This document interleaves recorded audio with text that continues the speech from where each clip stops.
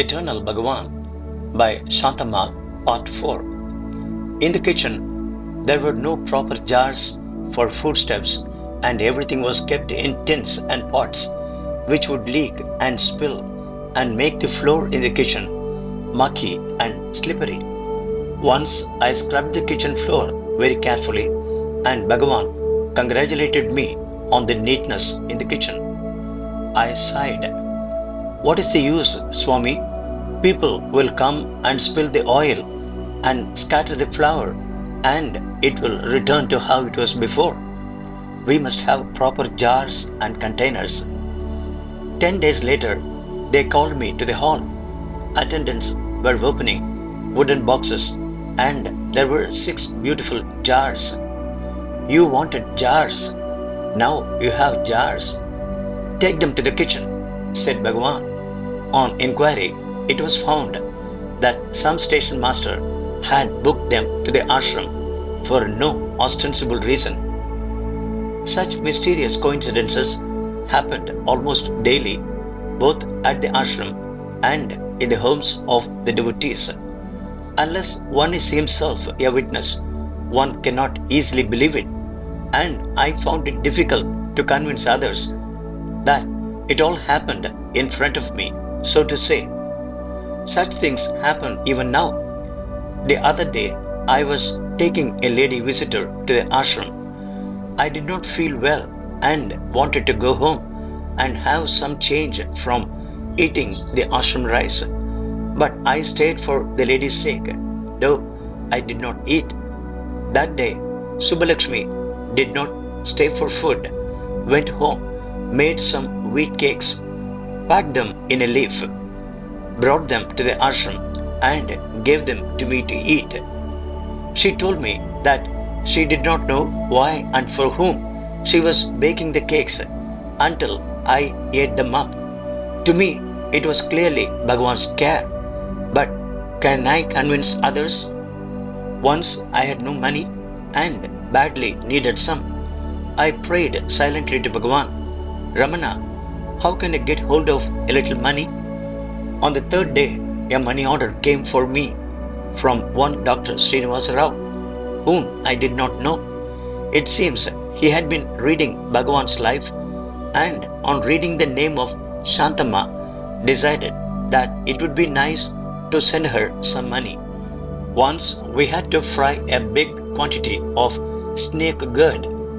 This vegetable is full of water, and the usual way is to squeeze the water out of it to shorten the frying time. But Bhagavan said it should be fried with the water in it. So we sat near the fire, stirring the vegetable in the big iron pan with our long spoons.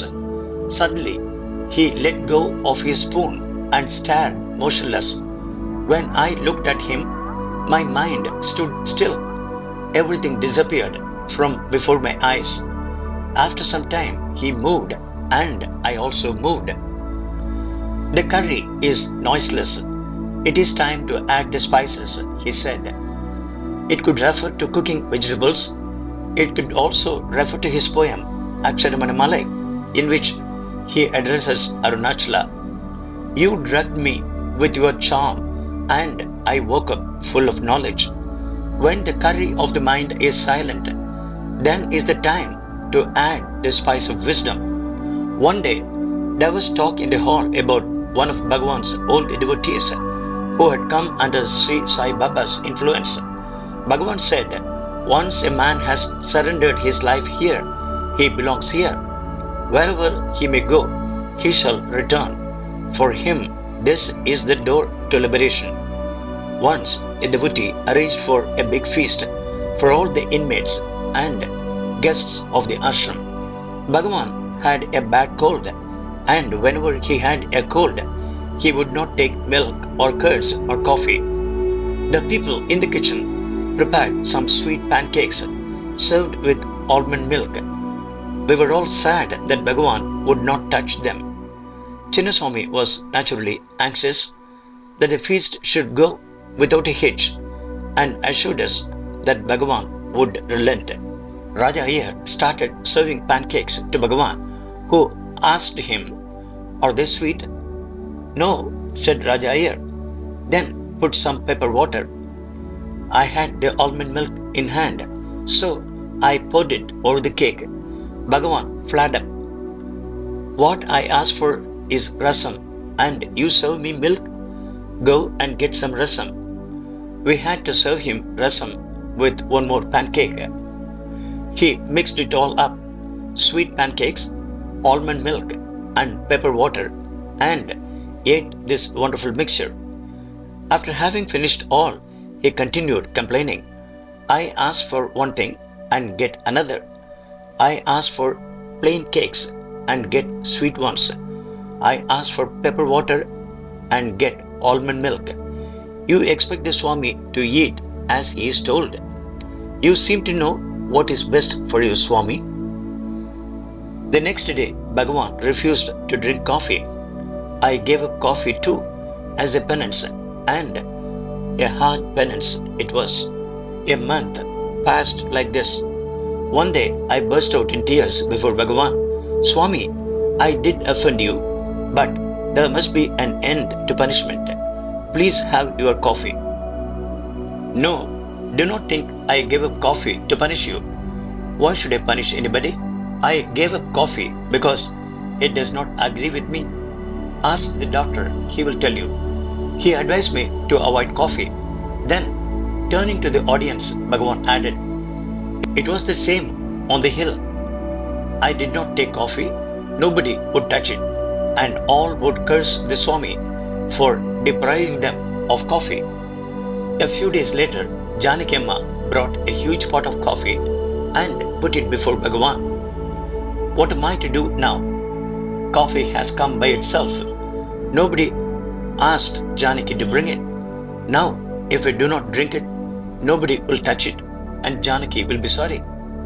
He did taste some of Janaki's coffee and started taking it again soon after that.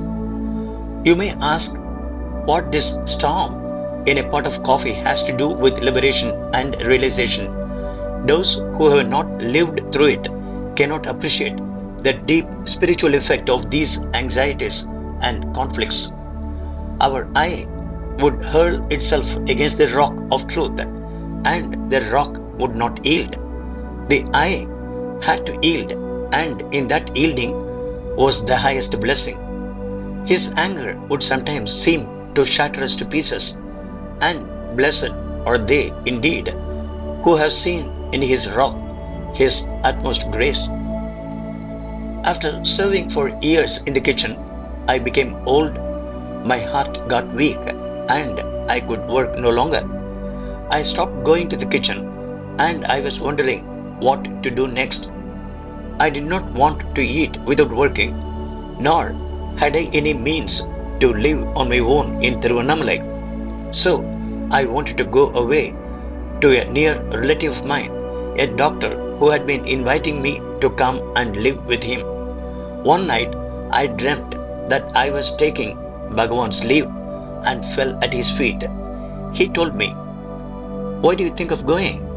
Who is there in this world to take care of you?" I disregarded the dream and left the ashram. I reached the doctor's house on a Saturday afternoon. The doctor, who looked quite healthy, died suddenly on Sunday noon. I went to my own place at Ramanad. There too everything went wrong, and I felt so miserable that my relatives bought me a ticket and put me on the train for Tiruvannamalai. I have no place in the world except at his feet, nor do I want any other. To those who would taunt me by saying, "You were for so long with Bhagavan and still are subject to pain and sorrow," my answer would be, each time I was in trouble, I experienced His grace. My greatest sorrows led me to the highest bliss. Bhagavan makes me and unmakes me. Who am I, a simple old woman, to choose when all comes from Him only?